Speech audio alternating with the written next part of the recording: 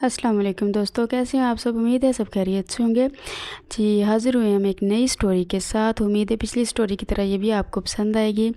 तो अगर हमारी ये स्टोरी आपको पसंद आए तो please like, share and subscribe ज़रूर कीजिएगा, क्योंकि ये आप लोगों की तरफ से हमारे लिए एक प्यार होता है। ये शुरू करते हैं आज की स्टोरी।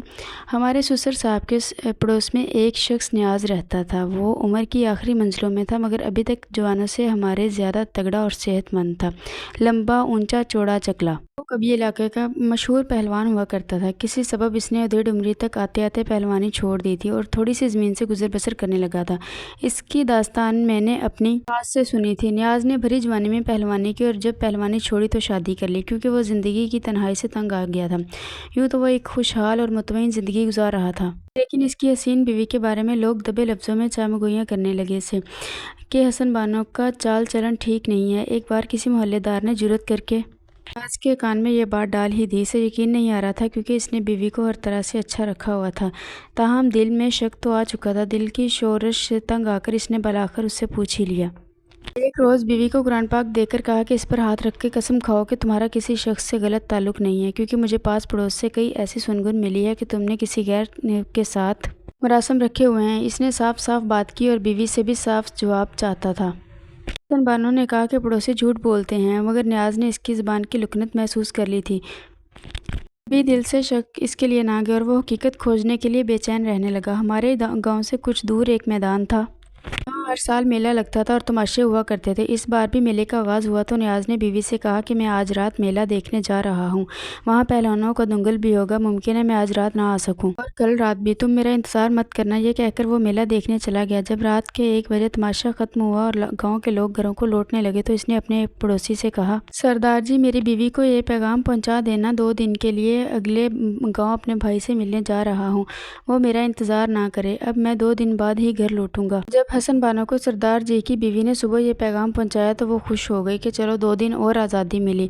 दरअसल इसकी दोस्ती अपने मैके के एक गाँव के एक नौजवान से थी, जो वहाँ के ज़िम्मेदार का लड़का था। इसका नाम राना था। ये दोस्ती नियाज़ की शादी से पहले से थी।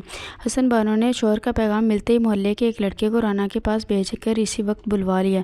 इधर नियाज़ अपने भाई के गाँव नहीं गया था। वो सूरज डूबने का इंतज़ार कर रहा था। रात के 1 बजे वो अपने घर रवाना हुआ। इसने दरवाज़ा खटखटाया तो राना इसके घर में मौजूद था। हसन बानो घबरा गई, इस वक्त कौन आ गया। इसने जल्दी से राना को लकड़ी की अलमारी के पीछे छुपा दिया और दरवाजे के पास पहुंची। कौन है? इसने पूछा। मैं हूँ नियाज़, दरवाज़ा खोलो। हसन बानो ने दरवाज़ा खोला और बोली, मेरे पास माचिस नहीं है, अंदर आकर लालटेन जला दो। इसका ख्याल था कि जैसे ही इसका शौहर दरवाज़ा खुला छोड़कर लालटेन जलाने किचन के अंदर जाएगा, इतनी देर में अंधेरे का फ़ायदा उठाकर राना भाग जाएगा।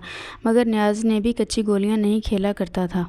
उसने जेब से माचिस निकालकर हसन बानो को थमा दी और कहा, तू जाकर लालटेन जला, मैं अभी आता हूँ। वो दरवाजे के पास ही खड़ा रहा। जब लालटेन जल गई और रोशनी हो गई तो इसने बरामदे में इसे लटका दिया और खुद भी वहाँ चारपाई पर लेट गया। इधर राना को मौत पुकार रही थी। अचानक इसे खांसी आ गई। इसने खांसी को दबाने की कोशिश की। इस कोशिश में इसका दम घुटने लगा। फिर बार आकर जोर से खांसी निकल गई। इसकी आवाज़ पर नियाज़ उठकर बैठ गया। यहाँ कौन है? इसने बीवी से पूछा। हसन बानो ने कहा, पर शायद पड़ोस में कोई लड़का खांस रहा है। नियाज़ ने कहा, आवाज़ पड़ोस से नहीं, हमारे घर के अंदर से आई है और किसी लड़के की नहीं। लड़के की खांसी की आवाज़ इतनी भारी नहीं हो सकती। दम घुटने की वजह से इतनी देर में राना अलमारी के पीछे से निकल आया और खाना खाने वाली तांबे की थाली ताक कर नियाज़ को मार दी, मगर निशाना चौक गया और थाली फर्श पर गिर गई। नियाज़ समझ गया कि जो भी है इसके पास कोई हथियार नहीं है। उसने फौरन दरवाजे के पीछे से डंडा निकाला, जिसके सर पर लोहे का खोल लगा हुआ था, और राना के सर पर पूरी कुव्वत से दे मारा। वो चकरा कर गिर गया। नियाज़ ने ताबड़तोड़ वार इसके सर पर किए, यहाँ तक कि इसकी जान निकल गई। जब वो बेहोश हो चुका तो नियाज़ ने बीवी से कहा, अब इसको उठाकर मेरे कंधों पर डाल ताकि इसे फेंकूं। लगता है कोई चोर हमारे घर में भी घुस आया था और तुझे खबर तक ना हुई। हसन बानो बच्ची नहीं थी, समझ गई कि वो इसे ये बात बहलाने को कर रहा है। बहरहाल किसी न किसी तरह इसने राना का बेजान जिस्म अपने शौहर के कंधों पर लाद दिया। नियाज़ इसका जस्ते खाके उठाकर कुएं में फेंक आया, लेकिन जब वापस घर आया तो इसकी बीवी भाग चुकी थी। इसने अपने खून आलूद कपड़े धोकर अलगनी पर डाल दिया, फर्श को धोया, खुद भी नहाया और जब कपड़े खुश्क हो गए तो इन्हें पहनकर गाँव में वाक़ई एक मज़ार पर चला गया। जब सुबह हुई तो राना के घर वालों को परेशानी हुई कि वो अभी तक घर नहीं आया। इनको इल्म था कि साथ वाले गांव से एक लड़का कभी कभी इसको बुलाने आता था। वो फौरन साथ वाले गांव में गए। ढूंढते ढूंढते नियाज़ के घर तक जा पहुंचे। इनको वहाँ खून के कतरे नजर आए। वो इन कतरों का पीछा करते हुए कुएं के पास पहुंच गए। एक आदमी कुएं में उतरा, इसे लाश नजर आ गई। इसने रस्सी से इसे निकाला। इतनी देर में थाने में किसी ने इतला दी और पुलिस आ गई। न्याज जब मज़ार से वापस आया तो पुलिस वालों से हाथ मिलाया। इन्होंने राना के बारे में मुझे पूछा तो इसने कह दिया कि मैंने इसे मारा है। पुलिस वाले इसका यकीन नहीं कर रहे थे क्योंकि इसका किरदार बहुत अच्छा था और सभी इलाके के लोग इसकी इज्जत करते थे। लेकिन जब इसने वो डंडा दिखाया जिससे राना को इसने मारा था, वो लोग इसे थाने ले गए। इसे कुछ अरसे की जेल की सज़ा हो गई। जब सज़ा काट कर वो वापस आया तो इसने अपनी बीवी को तलाक दे दी।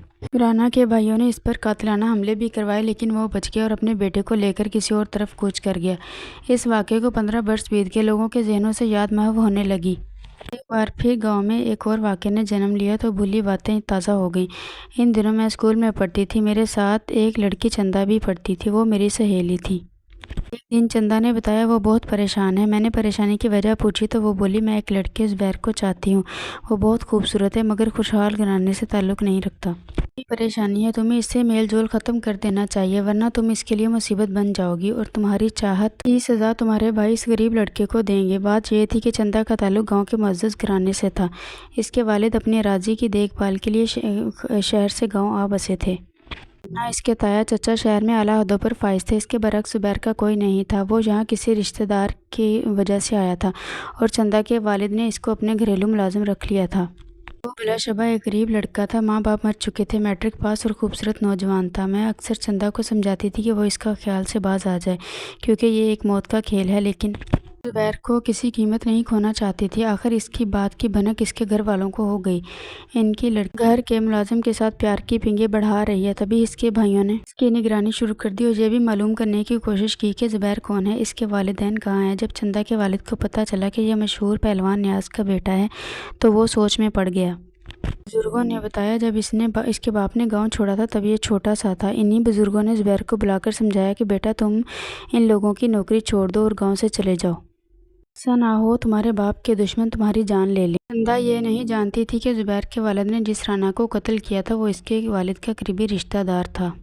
या वो अपने ख़ानदान के दुश्मन लड़के से मोहब्बत में मुब्तला थी और ये ज़्यादा ख़तरे वाली बात थी क्योंकि कत्ल का ज़ख्म मंदमल हो तो मगर अंदर से हरा ही रहता है।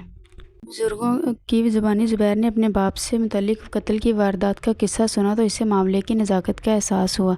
इससे पहले वो इससे नावाकिफ़ था। गांव के बुजुर्गों के समझाने पर उसने फ़ौरन ये गांव छोड़ने का फ़ैसला कर लिया। इसने चंदा को भी अपने फ़ैसले से आगाह कर दिया मगर वो एक नादान लड़की थी। इसने बजाय ज़ुबैर को ज़िंदगी से निकालने के इसरार किया वो भी इसके साथ जाएगी। कहने लगी मुझे तुम्हारे वालिद या तुम्हारे माजी से कुछ मतलब नहीं। मैंने फ़ैसला कर लिया है, जीऊँ या मरूँ तुम्हारे साथ रहूँगी। इस ज़िद्दी लड़की ने इसे इतना मजबूर किया कि वो बेबस हो गया और दोनों ने आधी रात को घर छोड़ दिया। चंदा अपने साथ 2 जोड़े कपड़े और कुछ जेवर ले गई थी। इन्होंने थोड़ा सा फासला तय किया कि खेतों में मौजूद कुत्ते भौंकने लगे। कुत्तों के भौंकने से गांव वाले समझ गए कि खेतों में कोई दाखिल हुआ है। तभी लोग लालटेन और लाठियां लेकर बाहर का जायजा लेने आ गए। गांव के लोगों ने फ़ौरन हथियार संभाले और बाहर आ गए। इनमें एक नौजवान भी था। बहुत जाला था। इसने इधर को दौड़ लगा दी जिधर से कुत्तों के भौंकने की आवाज़ें आ रही थी। बाकी लोग तो इसके ताक़ुब में आ रहे थे मगर ये नौजवान जिसका नाम मंजूर था तरफ दौड़ा जिस तरफ इसका बाड़ा भी था। नौजवान ने ज़ोर से ललकारा कौन हो, रुक जाओ। वो समझ रहा था कि कोई चोर गाय भैंस खोल रहा है। इसने टार्च की रोशनी घुमाई। वो कोई चोर तो ना था मगर और लड़की भागे जा रहे थे। वो भी पीछे भागा और इन्हें जा लिया। टार्च की रोशनी में इनके चेहरों पर डाली तो देखा कि ये ज़ुबैर था। वो मलकों की लड़की को भगाए लिए जा रहा था। इसको चंदा पर तरस आ गया। इसने कहा चंदा बीबी तुम अपने इज्जतदार बाप भाइयों के चेहरे पर कालक ना मलो।